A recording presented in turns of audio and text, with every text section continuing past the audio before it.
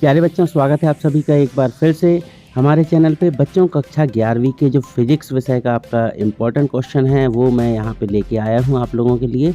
इस वीडियो में मैंने आप लोगों के लिए जो आपकी तिमाही परीक्षा है 2022-23 की एमपी बोर्ड के स्टूडेंट, उनके लिए मैंने यहाँ पे इम्पोर्टेंट क्वेश्चन निकाल दिए हैं। सबसे पहले तो आप ये जो ब्लूप्रिंट है इसका आपने देख लिया होगा, आइडिया दे दिया होगा, बट आपको एक चीज़ याद रखनी है कि इस बार जो आपकी तिमाही परीक्षा है इस ब्लूप्रिंट से थोड़ा सा हट के भी पूछा जा सकता है। मतलब जहाँ 2 नंबर है वहाँ पे 4 नंबर के प्रश्न भी आ सकते हैं।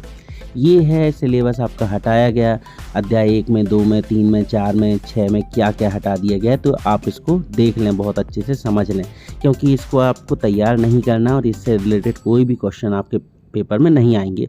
बात करते हैं हम इम्पोर्टेंट क्वेश्चन की। तो अध्याय जो है मात्रक एवं मापन, इसमें सबसे पहले आपके 1 अंक के ऐसे कुछ प्रश्न भी बन सकते हैं। प्रकाश वर्ष क्या है, इसका मात्रक बताने के लिए आ सकता है। 1 प्रकाश वर्ष का मान कितना होता है, ये मैंने उत्तर भी लिख दिए हैं। 1 एंगस्ट्रॉम बराबर कितना होता है, 1 माइक्रोन बराबर क्या होता है, 1 नैनोमीटर बराबर कितना होता है, 1 पारसेक बराबर कितने प्रकाश वर्ष होता है। फिर अगला प्रश्न बन सकता है विमीय सूत्र किसे कहते हैं। विमीय सूत्र बताने के लिए आपको आ सकते हैं बल के, त्वरण के, कार्य, आवेश, ऊर्जा, अपेक्षिक घनत्व, के विमीय सूत्र आपको तैयार कर लेना है। SI मात्रक पूछे जा सकते हैं और परिभाषा किस किस की, बल, कार्य, शक्ति, ऊर्जा, वेग, प्रवणता, संवेग और आवेग, इनके आपको परिभाषा तैयार कर लेनी और SI मात्रक भी तैयार कर लेना है। अगला प्रश्न बन सकता है मूल मात्रक एवं व्युत्पन्न मात्रक में क्या अंतर है, या फिर इसकी परिभाषा आ सकती है। फिर मूल राशियां एवं व्युत्पन्न राशियों की परिभाषा पूछी जा सकती है। SI पद्धति में कुल कितनी मूल राशियां होती हैं, इनके मात्रक और संकेत आपको बना करके बताने हैं। तो आपकी जो बुक है उसमें पूरा इसका टेबल दिया हुआ है, इसको आप देख लीजिएगा। इस प्रश्न को लंबाई, द्रव्यमान, पूरी जो टेबल है उसको तैयार कर लीजिएगा। अगला क्वेश्चन है बच्चों, विमीय समीकरण क्या है या फिर विमीय विश्लेषण क्या है, ये प्रश्न भी बन सकता है। अब आ सकता है विमीय विश्लेषण की सीमाएं बताइए, या फिर आ सकता है विमीय विश्लेषण के अनुप्रयोग। फिर ये आ सकता है विमीय विधि से शुद्धता जांच करना है, T बराबर 2πL/G v² = u² + 2as। और विमीय समांगता का सिद्धांत और सार्थक अंक की गणना कैसे की जाती है, ये भी पूछा जा सकता है। बात करते हैं हम अपने अध्याय 3 की, सरल रेखा में गति। तो बच्चों इसमें पहला प्रश्न ये बन सकता है कि एक समान गति के लिए वेग समय, स्थिति समय एवं त्वरण समय ग्राफ को समझाइए। ये प्रश्न तो मोस्ट इम्पॉर्टेंट, इसको जरूर तैयार कर लीजिएगा। छोटे से ग्राफ हैं, आप सीख लीजिएगा। अगला प्रश्न आ सकता है एक समान त्वरण क्या होता है, या तो परिवर्ती त्वरण क्या होता है, या तो ऋणात्मक त्वरण क्या होता है। ऋणात्मक त्वरण को ही मंदन कहा जाता है, तो इसकी डेफिनेशन आपको बुक से ढूंढ करके लिख लेनी है। अगला प्रश्न बन सकता है कि दूरी एवं विस्थापन में अंतर, ये पूछा जा सकता है। परीक्षा अध्ययन में बहुत अच्छे से दिया हुआ है। चाल एवं वेग में अंतर स्पष्ट कीजिए, तो ये भी आपसे पूछा जा सकता है। फिर यहाँ पे एक प्रश्न और बन सकता है कि ये जो गति के समीकरण हैं, गति के कुल 3 समीकरण हैं, आपको मालूम होगा। पहला है v बराबर u + at, दूसरा है VES बराबर ut + 1/2 at², और तीसरा है v² = u² + 2as। ये तीनों समीकरण की आपको व्युत्पत्ति बननी चाहिए। इनको कैसे करना है ये आपसे बनना चाहिए, तो इनको आप सीख लीजिएगा किस तरीके से गति के समीकरणों को निकाला जाता है।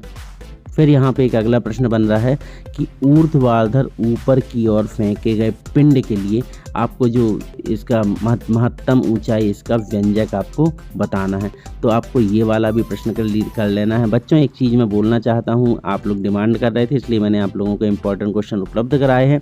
ये मेरे स्वयं के विवेक के अनुसार हैं, अर्थात कि अगर इसमें से कुछ नहीं फंसता तो उसके लिए मैं रिस्पॉन्सिबल नहीं होऊंगा। पर मैं आपको भरोसा दिलाता हूं, अगर आपने इतने प्रश्न तैयार कर लिए तो आपका अच्छे नंबर वैसे ही आ जाएंगे। प्लीज़ बच्चों हमारे चैनल को सब्सक्राइब करें और अपने छोटे भाई बहन 9वीं 10वीं वालों को भी हमारे चैनल की जानकारी दे दें, क्योंकि हम अपने चैनल में लगातार सबकी मदद करते हैं, आपकी भी किए हैं, ताकि उनको भी ये जानकारी मिल जाए। अगला अध्याय है समतल में गति।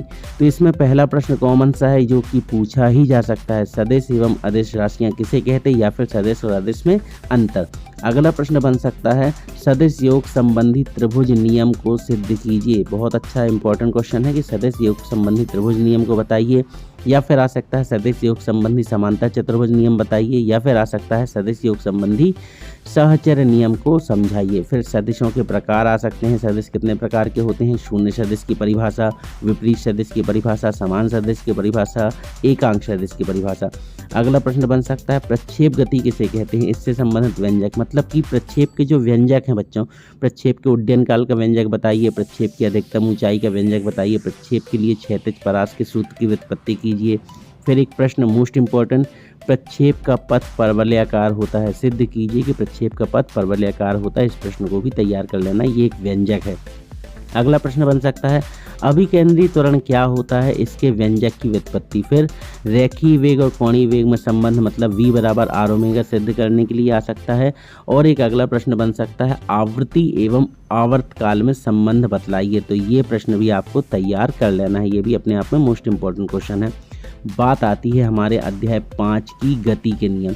तो गति के नियम आपको मालूम होना चाहिए कि भौतिकी के पितामह किसे कहा जाता है, सर आइजैक न्यूटन। तो न्यूटन साहब ने गति के नियमों की खोज की थी, गति के उन्होंने 3 नियम दिए थे। तो इसी से रिलेटेड ये पूरा चैप्टर है बच्चों। तो इसमें आपको जो पहला प्रश्न बन सकता है जड़त्व क्या है, इसके प्रकार। तो बच्चों जड़त्व 2 प्रकार के होते हैं, विराम का जड़त्व और गति के जड़त्व, इनकी डेफिनेशन भी देख लीजिएगा। फिर यहाँ पे अगला प्रश्न है संवेग संरक्षण का नियम, संवेग संरक्षण का नियम जरूर तैयार कर लीजिएगा।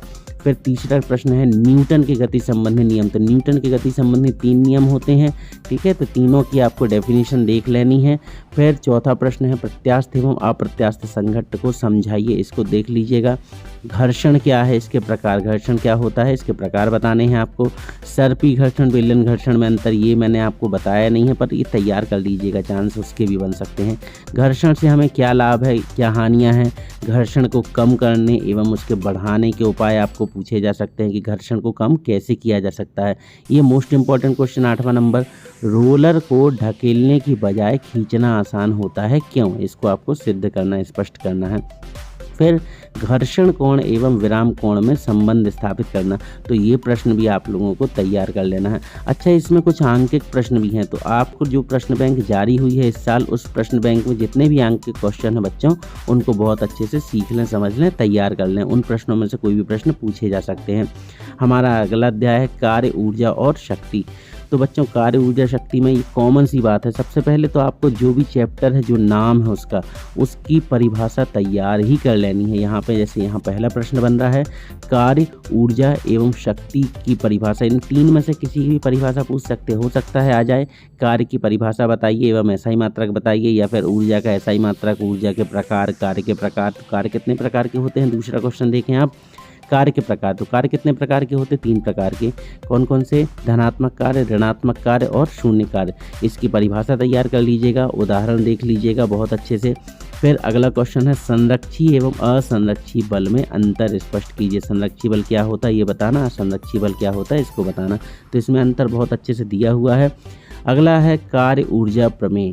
कार्य ऊर्जा प्रमेय लिए अपने आप में एक वजनदार क्वेश्चन, इसको देख लीजिएगा। फिर अगला प्रश्न है सिद्ध कीजिए P = F.V। P मतलब पावर, पावर मतलब शक्ति, शक्ति का एक छोटा सा व्यंजक है, ये तैयार कर लेना। 6वां वाला एक क्वेश्चन है, तो बच्चों ये 6वां वाला भी आपको कर लेना है। 7वां प्रश्न है स्प्रिंग को खींचने या दबाने में संचित ऊर्जा के सूत्र की स्थापना। 8वां है सिद्ध कीजिए मुक्त रूप से गिरती किसी वस्तु की कुल यांत्रिक ऊर्जा अचर रहती है। और बच्चों इस अध्याय से भी आंकिक प्रश्न आपको देख लेना है, जो कि आपके प्रश्न बैंक में जारी किए गए हैं, इनको आप तैयार कर लीजिए।